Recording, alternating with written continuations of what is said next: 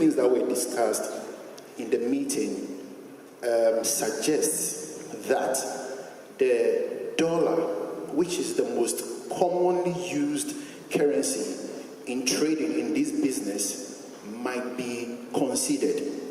Do we have plans as Africans? Of that, we also have done a lot of that. So there are ways by which we get around these things. But when it comes to transitioning energy, we try to use blended finance as a strategy. Thank you. Thank you very much. The value chain, what happens to petrochemicals if you focus only on renewables? Peter, you want to take that? Yeah, maybe. That even before, petrochemicals is not going to go away. It's just that I think we want to reduce the carbon footprint and improve the environment, you know, and so nobody is saying that you're going to finance renewables at the peril or discontinuation of fossil fuels. So that industry will still be there. I think you answered it. The industry will still be there. Now, the third question was on alternative currency against the fiat currency. And you want to take that as well? Yeah, because Lionel can support you. Because work is already ongoing, and I don't know how much you've heard of the Pan-African payment systems, which Afreximbank is developing. The test period was actually launched here in Accra a few months ago at the PAPS, yes, at the Secretariat of the African Continental Free Trade Area. I think today we already have about 6 Ghanaian banks onboarded. It was first test run within the West African Monetary Zone, where you would actually be able to be debited in cedi, and the Nigerian seller will get his local currency in naira, and it's already been integrated. More banks are signing up to the platform, with Afreximbank serving as a settlement bank. So being in the middle, what we will then do every day is to check the net position, the net settlement. If the total purchase from Nigeria was $1 million and the total sale to Ghana was $800,000, then it is only the $200,000 that will move. Unlike what we are seeing today, where if you all want to buy something from Ghana, we'll all have to go and buy, as Nigerians, we'll all have to go and buy dollars, transfer to Ghana, and then you in Ghana will transfer back to Nigeria. So basically, essentially, what will happen is that this is going to cut the relevance of a third currency and ensure that Africa. So basically, we just have to continue to look inwards and strengthen our own currencies, strengthen our own solutions. But I think the PAPS and really will serve in helping Africa strengthen its own local currencies. Yeah. Thank you very much. And you never know, going forward, we probably will be using cryptocurrencies to settle all these anyway. Yeah, hi, good morning. I'm Kaushik. I'm from India. Okay, good morning. I'm Kaushik. I have attended few recent international conferences in Accra, like the African Development Bank conference was here. Then there was Ghana Renewable Fair. So all these conferences had a very clear-cut mandate, or you can say focus, that we will have renewable energy. Like AFDB announced the renewable program, and in the renewable fair, AFD and other banks like KFW, they organized, they informed regarding the investments in the solar sector. So what is your plan in terms of investment in the natural gas transition? Do you have a plan that we will be investing in this particular sector in these years? Bank, like you are ready to fund, you are ready to finance. What is the plan for this funding?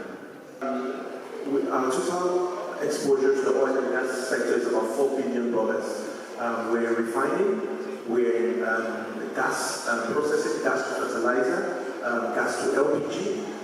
So we're in the entire value chain. And part of what maybe I have not also touched on is that even within the renewable space, we've had some of the, what we call the export credit agencies, the exim banks of these big countries which are driving the clean energy and the net zero emission, saying Afreximbank will give you some liquidity at cheaper cost and cheaper and longer tenor, where the underlying project can meet certain ESG criteria. So the likes of the KFW, the China Exim, even the India have given some ring-fenced and bespoke financing, where so long as the underlying project ticks some specific requirements around net carbon emission, then we are able to lend such facilities to such projects which have longer tenure and much cheaper financing. But from our own pool of funding as the bank, remember, as I said earlier, we were created to promote intra and extra-African trade. So whatever promotes trade, export out of Africa, reduces import into Africa, within those sectors we are there. Today we are no longer financing import of food into the continent. We will not finance import of rice for any reason, because we believe we should grow our own rice. And we are financing milling of rice and value addition to cocoa. We are one of the biggest supporters of ports in Takoradi to ensure value addition to cocoa for processing liquor, butter paste for export out of Ghana. So whatever adds value and helps us bring in the hard currency into the continent to protect African economies and insulate them from the external factors that we see is our priority. We won't say we have a priority.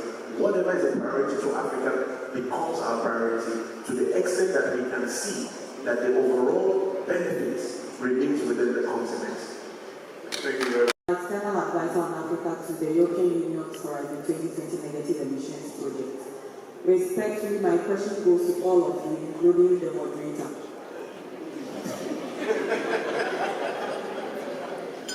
Thank you. Over the weekend, I participated in a panel in Oxford, and I met this gentleman who is part of the management of Green Climate Fund. And he made it clear that there's a lot of funding, but a lot of African institutions are unable to access the funding. So my question to you all, what is your relationship with the Green Climate Fund?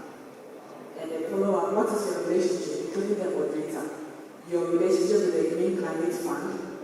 And then how have you, or how do you intend, if you already have not, tap into the Green Climate Fund to finance energy transition in Ghana and Africa? Thank you.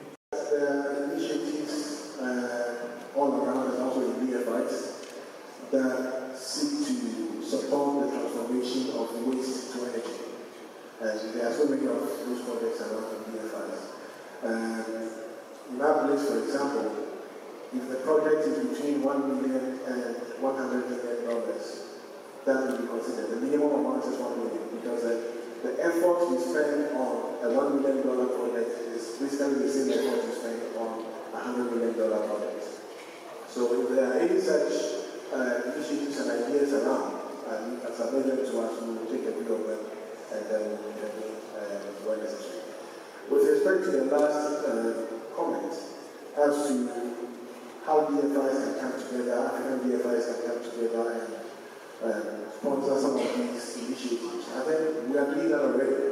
We have so many projects with African Bank, for example. We have projects with AFDB, AFC. The DFIs do a number of projects. But the thing is, the projects will have to come to us. We cannot do official projects. There are suggestions that we make from time to time. But if the project, okay, so let me cut here. I didn't want to do that, but the projects will have to come. If you are working at the summit, you will go and look for the projects. Because if you don't get the business, you don't get the business. I think that this is a deliberate issue. This is development. This is for the continent. So we must be deliberate about it. Shouldn't an institution like yours, just as African Bank put out facilities programs which say, for instance, if we are prepared to come together as a business to produce solar panels in any part of West Africa, because you guys are in West Africa, we have these facilities to use. Because we talk about energy facilities, we talk about solar. But all of us have to go and buy the solar panels from China and the batteries from Germany. Okay?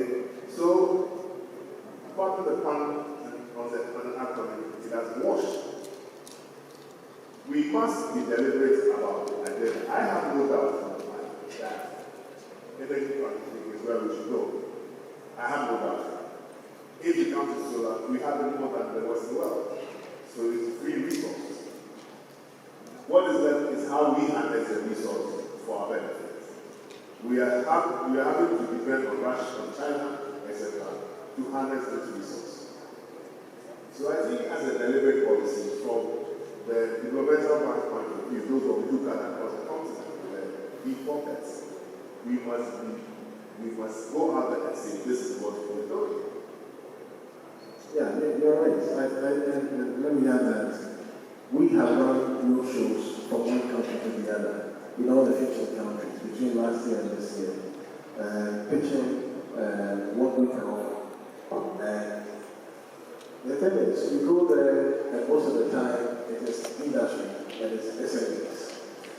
For some of these projects, like solar projects and the rest, because they are high-ticket items, they are high-ticket items, yes. Usually, you have to go the extra mile of fishing for them. And when we do that, through our roadshows, engaging with industry and also collaborating with our partner DFIs as well. I want to get yeah, and just to put that basically out there, because I realize I'm not looking at it.